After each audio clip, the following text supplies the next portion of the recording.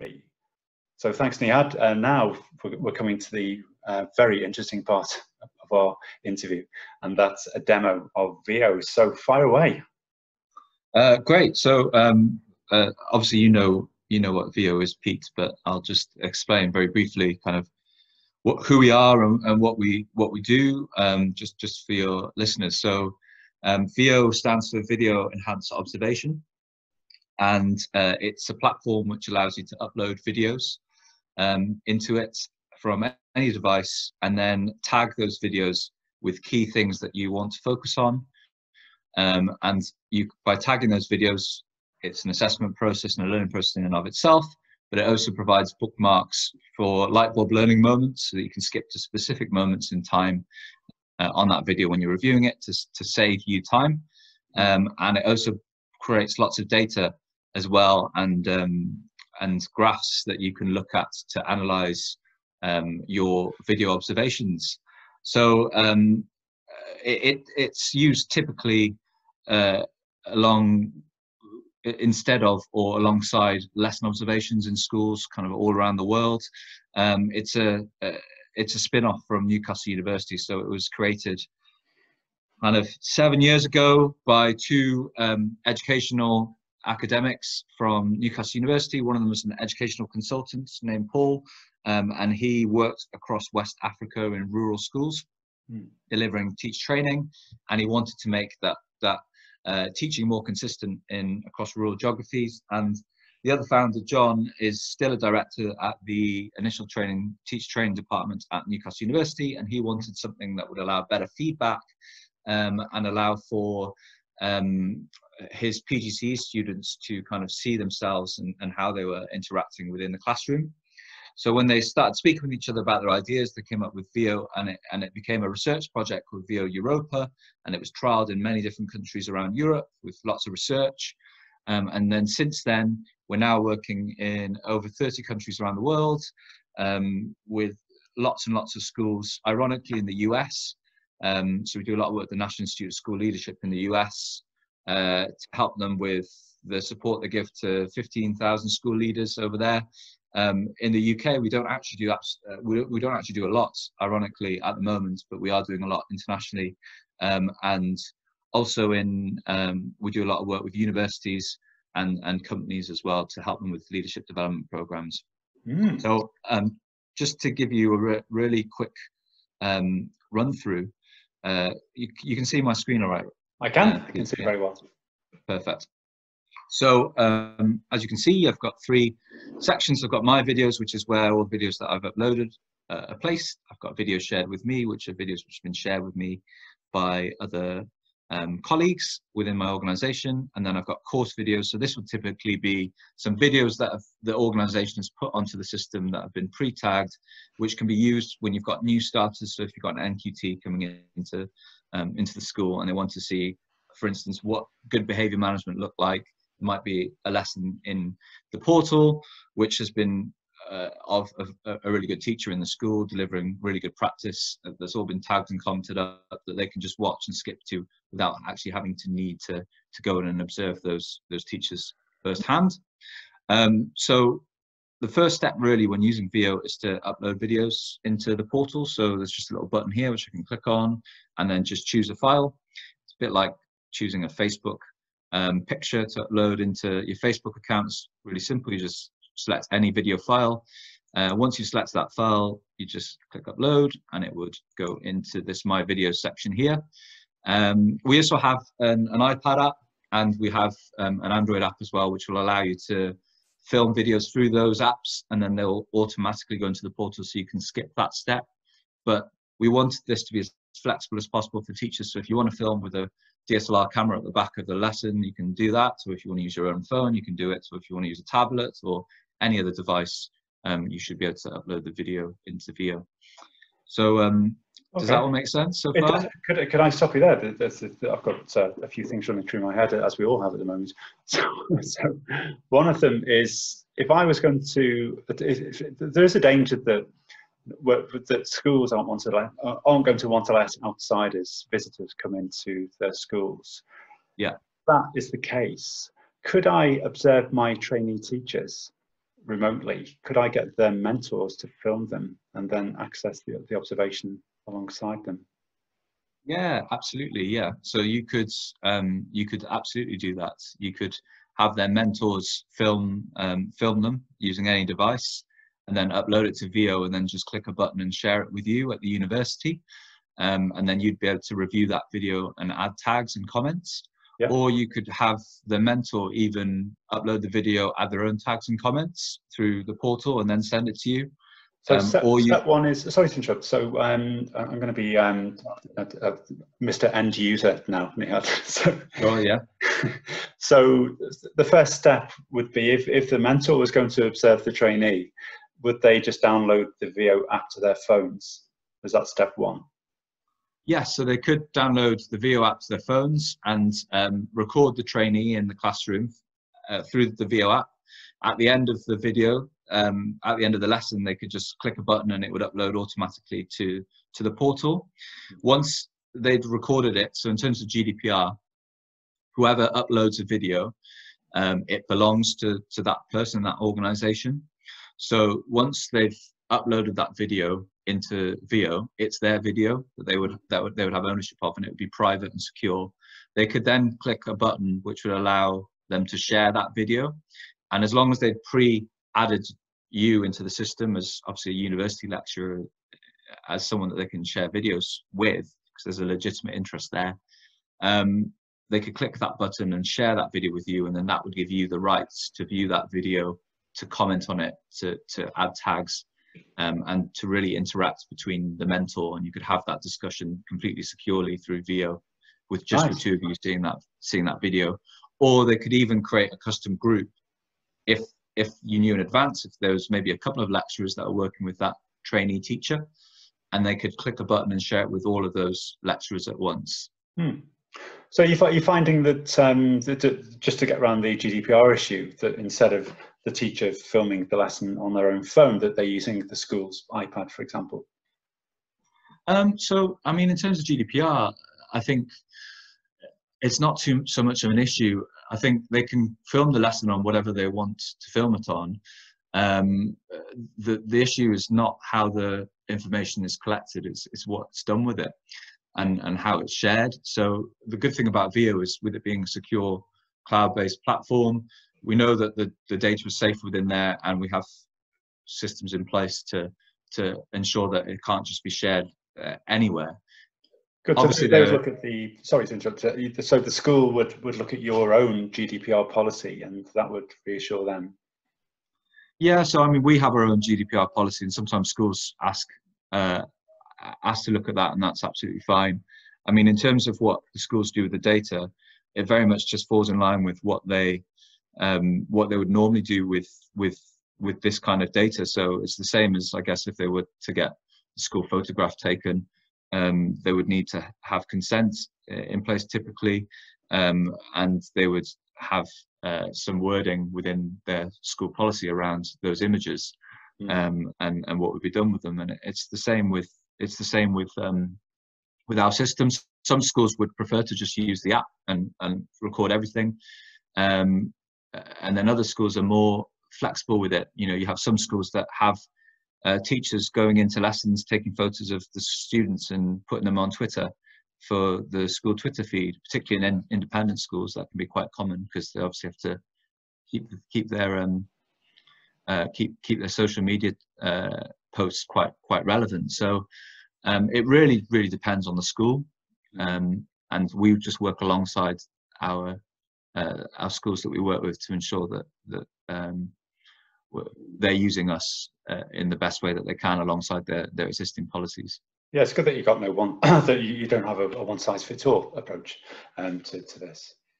Yeah, it's kind of a bit more like it's a bit more like YouTube rather than a film studio. So we just want it to be as open and accessible as possible, and because we think that one of the barriers for teachers in terms of actually filming themselves is kind of worrying about, like, how am I going to do this? What am I going to use to do it? What about kind of child protection, GDPR? How is all this going to work? And we find that actually all of those are quite small small concerns in the grand scheme of things. And if you're using kind of VO sensibly and in line with your policies and procedures, there's absolutely no reason why you can't kind of use this really effectively and make the most of this fantastic tool really to improve your own practice and the practice of teachers across your school. We've got one school in Newcastle actually that have completely gotten rid of lesson observations. So they just so they used to have learning walks all the time with the senior leadership team, and instead what they do now is they get their teachers to submit their best lesson to the head teacher or the deputy head teacher through VO with tags and comments, etc. on it. And what that shows then is it gives the senior leadership team a really accurate idea of what that teacher's perception is of a really good lesson. And it's a much fairer way of assessing teachers, because sometimes, as you know, when you're going in and you're giving a lesson observation, you know, the second someone senior comes into the room, and it's quite a didactic process, they come into the room and the whole atmosphere will change, the students will act differently. You could have someone who's an excellent teacher most of the time, but they actually feel quite anxious when they've got that person in the room watching them, and they maybe don't perform to the best of their ability or how they would typically perform. It's awkward. Yeah, exactly. And I mean, and I understand the argument that school leaders need that accountability, but I think doing it in that kind of way, you still get that accountability, because if someone submits a video of their best lesson and it's actually not particularly good, then that's something you know, that the school leaders can will have that same kind of knowledge that they would get if they were going out and observing lessons. But I think it's much fairer on the teachers themselves. I mean, I would ask you, you know, if you were to apply for a job, would you write down a CV of your best assets and send it to your prospective employer, or would you invite your prospective employer to come and observe you in your current job and see how you're getting on, and then make a judgment as to whether or not they were going to, you know, offer you that job? It's quite a bizarre process, lesson observation. So yeah, it's a snapshot as well, and I think it's really good that you've mentioned that, just how, you know, somebody says that this is my best lesson and it's spectacularly bad, that speaks volumes, you know. Yeah, it does, and everyone's perception is very different, and it's a far more supportive way of having that accountability, because you've got to have accountability in teaching, but it's also more about how you can help your staff and your workforce to develop. And it's not so much about the senior leaders coming in and saying, look, I've seen this lesson and this is what you need to work on. It's actually empowering the teachers to review themselves and ask those questions for themselves, and actually be metacognizant of what's going on with their own teaching, ask themselves those questions. And as we know from, you know, teaching students, chalk and talk isn't a very effective way of teaching, whereas kind of getting your classroom to engage in more student-led activities or project-based learning, or to be metacognizant of their own learning, is a far more productive way of student learning. And it's the same with CPD with adults. You know, as you can imagine, it's far more effective and efficient for teachers to kind of take that development in their own hands, find out what they need to work on for themselves, work on it, and then present the best outcome to their manager, so that they can just sit down with them, watch a video together, and have a bit of a coaching conversation about how they can get even better. Yeah, I'd like to think that coaching conversation would be more sort of depersonalized. It would be it would help the teacher focus more on things like structure and process and pedagogy, rather than, you know, how good I am. Yeah, totally. Yeah, absolutely. Because it just takes away that subjectivity, doesn't it? When you're looking at, you know, that video footage in front of you. And I think we have a tendency as teachers to be quite self-critical, and I think teaching attracts that kind of person who wants to do the best that they possibly can, and is attracts quite caring people, and that want to help others around them. So nice people, Neil, you know that. Yeah, exactly. Yeah. So you know, when you're kind of reviewing that video for yourself, I think people will naturally kind of nitpick and try and find ways that they can improve themselves anyway. But if there are issues in there which can be quite tricky to kind of broach through verbal feedback after a lesson observation, when someone is saying something to a teacher, you know, perhaps about something like behavior management, and they might say something like, you need to use your voice better, or you need to use the way you move around the classroom better. Now that's a really vague statement which actually has no bearing on whether or not that person receiving that feedback is going to be able to do what they've been asked to do, because it's quite subjective, and it's very difficult to understand what that person might mean. But if you pair that vague feedback with the objectivity of video evidence, it kind of, as you said, it depersonalizes the situation, because rather than someone thinking, oh God, they don't think my voice is very good, they can look at the video and see, okay, my voice isn't that bad, but I can see these are areas where I need to improve on. And it kind of gives them the exact knowledge of what that person is trying to convey. So the feedback is far more effective. And that way, it's not like saying to a comedian, be more funny then. Sorry, I interrupted you. Yeah, no, I love that Dylan William quote. Yeah, exactly. Yeah, that is exactly kind of what can happen in a typical lesson observation dialogue. So I think that having the power of video to go alongside of that is really a fantastic tool. Yeah. And what were you going to say? I don't know. I mean, I was going to share, but I mean, I could chat with you for days about this kind of, and I'm sure your listeners don't want that. So let me click on this video here, and I'll show you how the tag sets work. So obviously we've got, in true Blue Peter style, I've got a video that I've uploaded earlier, so I'm going to click on that. Yeah, the listeners can Google Blue Peter if they're young.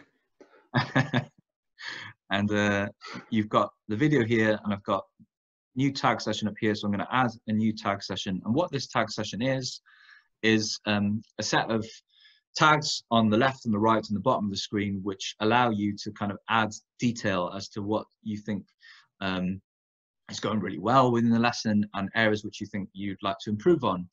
And these tag sets have been used by teachers all over the world, but everything in VO is completely customizable. So if teachers wanted to create their own tag sets, so as an example, if you've got someone who's tasked with leading a maths mastery across a school, and they wanted to assess how that was going in different settings, they could create their own kind of maths mastery tag set if they wanted to, or same goes if they wanted to assess flipped learning or something like this. So I'm going to select quite a standard one here, so education original VO tags, and it's quite a complex tag set. Typically, I would advise, if you're going to try and roll out some kind of transformational change across a school, to keep it quite simple. Maybe even just have one tag. But for the purpose of this, I've got a few just to show you what the data will look like. So here I've got the video, as you can see in the middle of the screen, and on the left and the right I've got tags which allow me to mark out specific moments in time. The tags on the bottom. Yeah, so we've got on the left, we've got teacher talk, we've got questioning, we've got management, we've got assessment. So that's nice and simple, and exactly the kind of thing that you would be feeding back on. Yeah, absolutely. And then you've also got these tags along the bottom, which are a little bit different and have a little bit kind of different functionality. But I'll show you these ones on the left and right to start with. So if I'm playing this video as I go, I'm going to add a tag here. So if I click on questioning, I've got a load of sub tags. So I've got open question, closed question, and eliciting. And on the left, I've got a plus symbol, which is obviously for a positive tag. And then on the right, I've got a minus symbol, which is for kind of areas of development. So here I'm going to add a positive open question tag. And it's worth noting here, you don't need the positives and negatives in there. That's something which we found from feedback. When we were first developing this at the university, there were a lot of lecturers that didn't actually want that in place, but actually when we went out and started using it with teachers, we found that they actually wanted the positive and negatives in there so they could have that clarity. And again, I think it ain't what you do, it's the way that you do it. You know, the Bananarama principle. And I think, very wise people. Yeah, exactly.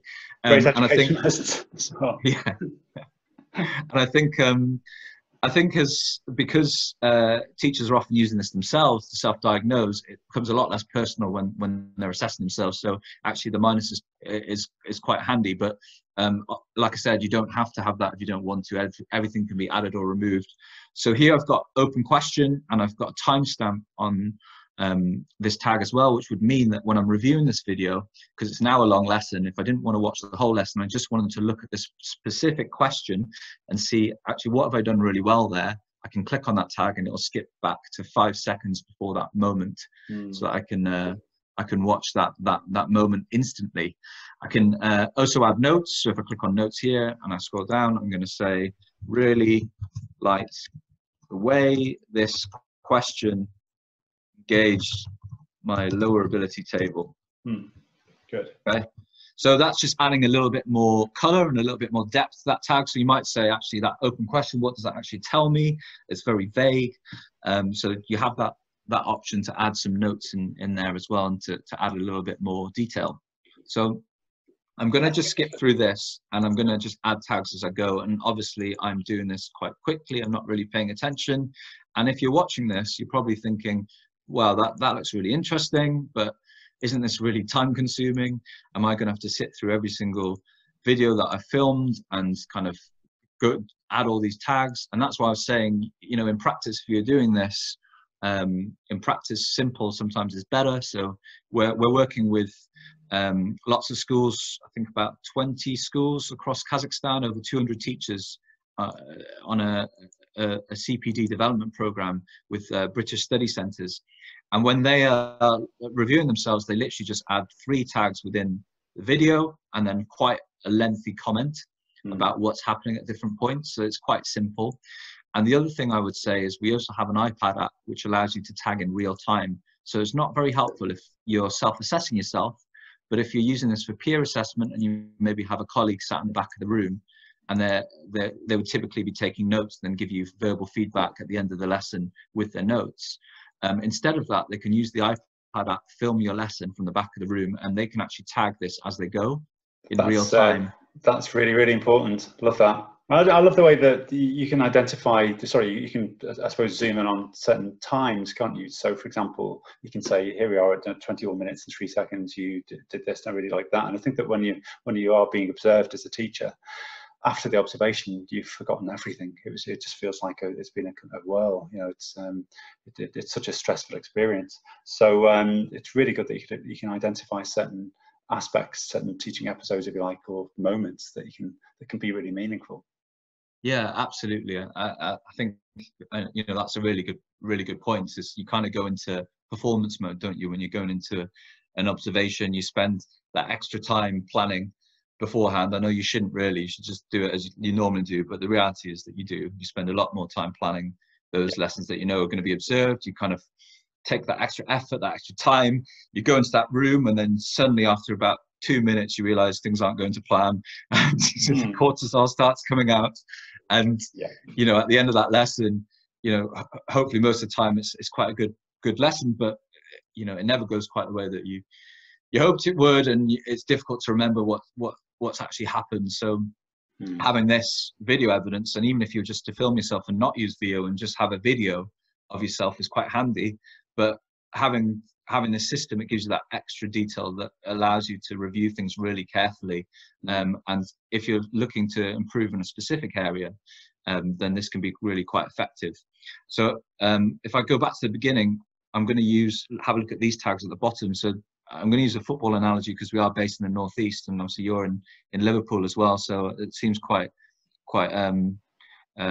like it's meant to be. Yeah. So it's absence of football at the moment. Yeah. So here we've got these tags at the bottom, which are a bit like possession. So what I'm tracking here is the amount of time the teacher is now talking. So if I was to skip forward and maybe perhaps a student is having some input there, I might skip to student or self. And then if you've got more group work happening, you might kind of skip to that. And then if you've got the whole class kind of interacting, then I might put it back on class. So this is going to develop a pie chart of data looking at the possession of time. And this is quite handy because, I mean, we do a lot of work in countries all over the world. And for instance, you know, some of the countries that we work in, it's quite common for teachers to spend a lot of time talking at the front of the classroom. You know, and they spend too much time talking. And here as well, I'm afraid. And what, sorry? It is here too, I'm afraid. Yes, I was very guilty of that when I was a teacher, as you can probably tell from this this demo. which is why I wasn't particularly good. But you know, this is one of the things that you can assess with VIO. And then if I go back to the beginning, so this is actually my favorite thing. Here I'm tracking the engagement of the lesson, so I'm tracking it over time. And I mean, this can be completely customizable. It doesn't have to say engagement. It could say, you know, it could say questions, or it could say kind of behavior, or anything that you wanted to track over time. And likewise with these possession tags, you don't have to have 4, you could have 2, you could have 6, you could have none. Great. So, well, my final question, because we'll have to wrap it up and let people have a look. Oh, sorry, I think I've lost you. Hello? Oh, I'm back. Yeah, or you're back. I was going to ask you, how do you measure engagement? How does a video measure engagement then? Is it face recognition? Okay, so this is all manually done. So this would be kind of done by either someone who's, so say you had someone sat at the back of the class and they're observing the lesson, and they just kind of at different points, maybe they set themselves the task to just at 3 points throughout the lesson, just give their own assessment of how engaged they think the class is at that time. So it is fairly subjective. It's not like an assessment rubric, it's more kind of feedback. But the good thing about it is that it allows you to use that information to drive where you're looking. So if I was to submit these tags and come through to this section here, so on that engagement point here, so what that slider has created is this line chart. So now what I can do is I can look here, and if there's been a moment in the lesson where very clearly the students were not engaged for whatever reason, maybe there was something, maybe there was an activity that wasn't particularly interesting, or the pitching wasn't quite right, if I was to click on this point in time, it'll skip to that moment in the lesson, so I can actually use the data to drive what I'm looking at. Likewise, if I'm looking here where the engagement is really good, maybe there's a really well pitched lesson activity at this point, I can click on that moment and I can actually see, okay, what was happening there and why was this so successful at that moment in time? Oh, I like that. I like that. I really do, because this is one of the issues that I think all of us have with observing lessons, that difference in perception. Sometimes, you know, the trainee teacher can be completely unaware of what's going on in the student body in the classroom, unaware of what the students are actually doing, because you focus on yourself and what you're trying to organise, don't you? So that can really make it abundantly clear to them just how engaged or not the students were at a certain point, and how that linked to their own pedagogy and planning and structure. Yeah, absolutely. And likewise, you can do the same with these tags on the side. So if I was clicking here on open question, where I've added that note, it can appear on the screen, so I can get that really clear feedback, and I can just jump to different moments in the lesson for those light bulb learning moments and seeing actually what's happening here. I can also look at strengths and weaknesses. So again, all of this can be changed, but you can see a breakdown of areas which are working really well. And interestingly, over 90% of the tags that are used through VIO are positive rather than negative. So that kind of gives you an idea of how the system is used, because it's teacher-led. And then also here we've got the focus breakdown, so I can see percentage splits of time. And as you can imagine, used over time, this can be quite a powerful tool. And just really quickly, just to go back to your initial question right at the very beginning of this demo, you were asking me about whether or not a mentor in the school could share something with you. So there's this button here, which is the share button. So all they would have to do is click on that button, and then if you were kind of already added as a group, so maybe if they had Liverpool John Moore's lecturers as a group, they could just click that, tick that box and share it with all of the lecturers that were involved as part of that PGCE program. Or they could search for your name just by typing their name in here, and just like Outlook, that person would appear, and then they could share the video with them. Wonderful. Very good. Well, really appreciate that demo, and I'll put the links in the show notes if that's okay with you. It's just this website that we're looking at now. I'll put that link, or send me the link that you want me to put in the show notes, and people can have a walk around. There are some nice pie charts in there, I have to say. So please, please do without your dinner and have pie charts instead. But they are good quality, and I do think that they could really initiate some meaningful conversation in terms of feedback on lessons. So thank you so much, Nihad. I really appreciate that walk around, and it was hugely enjoyable, and I do think it could be very powerful. Yeah, absolutely. I think it's just putting that power of CPD in the teachers' hands. And I think that, you know, I was reading an article recently by Maria Cunningham from the Teacher Development Trust, and she was writing about CPD. And there's a study that the Wellcome Trust is doing at the moment. They're talking about how CPD is most effective, surprise, surprise, when teachers are focusing on areas that they actually want to focus on and they want to learn about, rather than having these like a twilight training session on something which is completely irrelevant to their practice. And I think the power of this is that the video unlocks kind of areas that people want to develop on it. Maybe it's assessment, maybe it's pitching, kind of lesson activities at the right level, maybe it's behavior management, but whatever it is, the video kind of unlocks that and allows the teachers to actually understand what they want to focus on, what they want to work on, and it gives them the power to do that. Brilliant. And of course, for example, if you are a trainee, say, or a teacher at any stage of your career and you're struggling with, say, behaviour management, you can look at the lessons from other teachers, from your colleagues, maybe the ones who are the behaviour management guru in your school, and you can see what good practice looks like. So that idea of sharing good practice, I think, it really, really works for CPD, and it's all about you and your development as opposed to a system that the management want to impose or whatever it is. Brilliant. Well, Pete, thank you so much for your time again. Always a pleasure chatting with you, and hopefully we can catch up again at some point in the future. Yeah, and I will be in touch soon.